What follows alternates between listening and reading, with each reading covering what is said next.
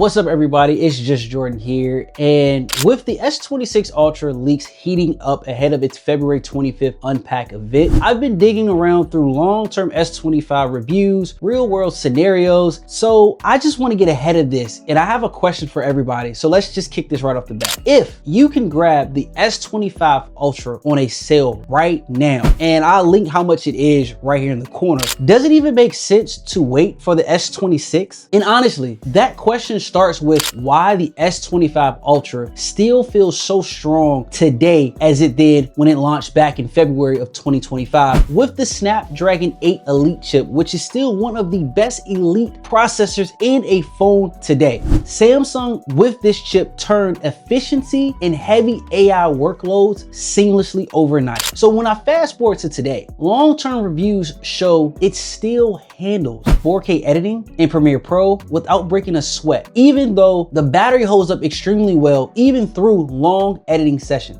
So you can make quick edits on the go without stressing about your battery dying on you in the middle of you doing that quick edits that you're trying to get on TikTok, Instagram, or whatever. So that's key. Now with Galaxy AI updates coming continuously and they're constantly rolling out with meaningful improvements, is there really need to upgrade to the X26? For some people, snapping photos, shooting videos, handling quick tasks on the move, this is really reliable with the phone that you have in your pocket, the S25 Ultra, unlike others who are chasing headlines and specs. Now, this all is dependent on workhorse that quietly powers your day-to-day without drama or anything crazy. I mean, again, it's a preference, needless to say, but the proven track record is hard to beat in what these phones are doing. But again, that's the S25 with some of the things. Now, with the S26 rumors, we're gonna break down those upgrades that are potentially coming and why they may make a difference in everyday use if you choose to up. Now, the display is one of those things that you're gonna notice constantly. That is one of the feature focus of every new phone because it's the daily driver. From watching videos, scrolling on TikTok, checking photos outside. The S25 though is gonna have that 6.9-inch QHD AMOLED, which is insanely bright. It also is gonna have that anti-reflective coating that makes those colors pops, and when you're outside in the hot sun, the glares are non-issue, allowing you to keep the same experience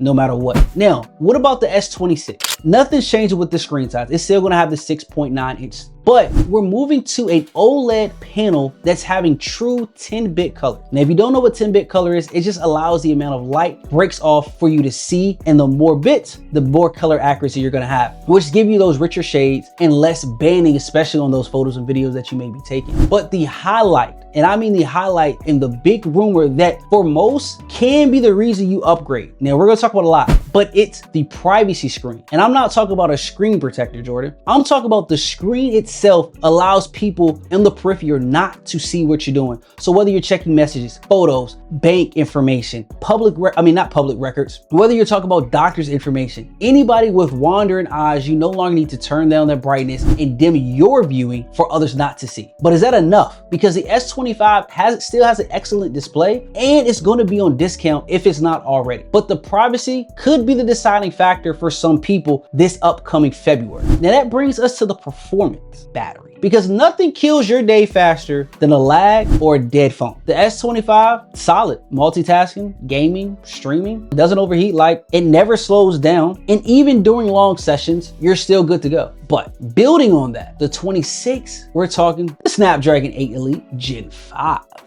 which, you know, the basic, faster, stronger, more efficient, you know, what everybody says when you put a new chip in a new phone. But who's really going to experience that? Unless you're a heavy hitter, I digress. Along with the better efficiency, it's going to have a larger cooling system that will allow you to sustain heavy use for those editing sessions if you're a creator on the go, or for if you're just a casual, just constantly having multiple apps open at one time and you just never know. The configurations are looking to come up to 16 gigabytes of RAM on the 1 terabyte model, which allows plenty for multitasking.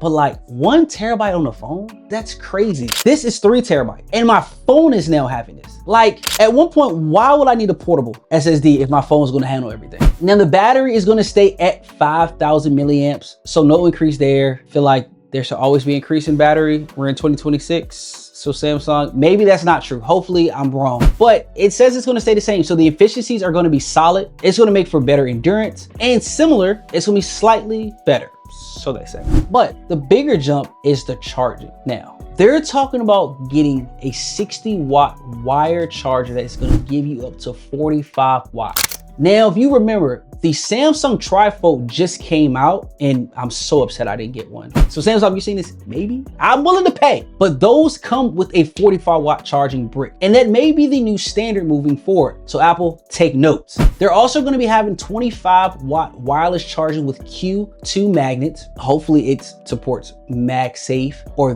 Samsung's version of that, because the S25 did not. You had to buy a case for it. But it's also going to be quicker when you're trying to get that quick juice heading out. You want to get a couple more minutes from 15 to maybe 23%. That makes a difference. That makes a difference. So between charging, tasking, or on the go, that's a real quality life upgrade for some. Maybe not for all, but the S25 is still efficient. Back to the point. Do you need to upgrade to the S26 Ultra when the S25 that's in your pocket is great? Or if you're at S24, get the S25 on discount. I mean, because phones aren't getting cheaper. So the more money I can save in my pocket, I'm gonna do it. But for some, you may be like, I just want the latest and the greatest. I gotta have it because I know on the new phone, the cameras are gonna be better. I mean, like, why would you put the same camera on the phone? That just doesn't make sense. Which leads me into the most popular single most used thing on phones, the camera. But before I talk about the rumors, let's remind you of how powerful and good the S25 is still today, right now. You're getting the 200 megapixel main camera with a 50 megapixel ultra wide, which is going to give you stunning landscaping photos and allow you to give you that optimal zoom, whether you're on the bird's eye view, zooming down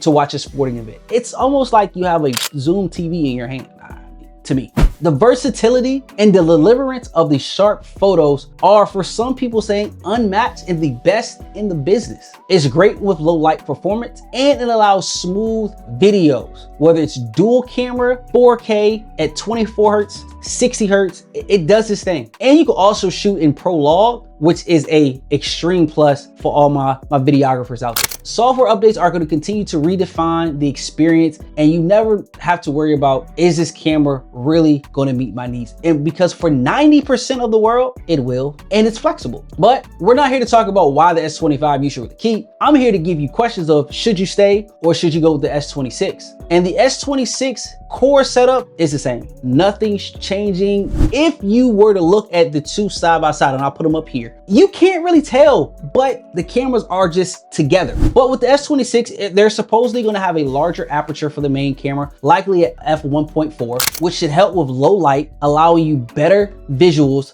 going through. The improvements will give it a 5x periscope, which is going to boost not low light photos, but low light zoom to eliminate that granular noise that you may see if you're zooming at low light. You're supposed to get a brand new 3x telephoto sensor and a 24 megapixel default shooting mode for balanced detail, and a wider selfie camera, because we know we love the selfies. Plus, as I mentioned, there's now what they're calling a camera island, which is funny because there's another company who has something, a plateau type island. It will also support One UI 8.1 and Android 16 coming up. And it'll probably pull ahead in the dim lighting or maybe the zoom. I don't know yet. We won't know until we actually get the test. But let's be real. This isn't a revolutionary leap when it talking about cameras. Or is it? In my opinion, the S25 is still battle tested. It has low light performance. It has zoom. And it's top priority for you when you're talking about normal day to day. But waiting might make sense for some. Otherwise, the S25 still handles everyday photos and videos extremely well. A few quick extras that tie everything together. Let's not forget about the S Pen is still great. Now, it's great for what it is. Now, Samsung, I feel like maybe it's revamping it, but taking away Bluetooth and some of this flexibility and what it can do really detracts it. And I don't know why it's still there. So Samsung, can you please give that back to us, please? And I can't be remiss to not talk about AI and how the new features and refinements are going to improve with the S26. Speaking of that, the pen is supposed to get a brand new redesign. It's gonna be thinner. The phone is gonna be 7.9 milliamps and 8.2 on the side and thickness. It's also gonna be lighter at 214 grams, which should make it easier to hold in one hand. It'll also have more comfortability in your pocket, not weighing you down, not that that really means anything. And we can expect the price to stay the same. It's not changing. We're talking $12.99 starting off and going up as you increase storage for your liking. So the bottom line is this: the S26 looks like a marginal evolution at best. In my opinion, groundbreaking things: the privacy screen, the faster charging, camera tweaks, slimmer design, better cooling, memory options. Sounds like basic normal updates and upgrades you're supposed to have year over year. So are those worth paying a brand new price, or is it worth getting the S25 on a discount? I'm not here to say yay or nay.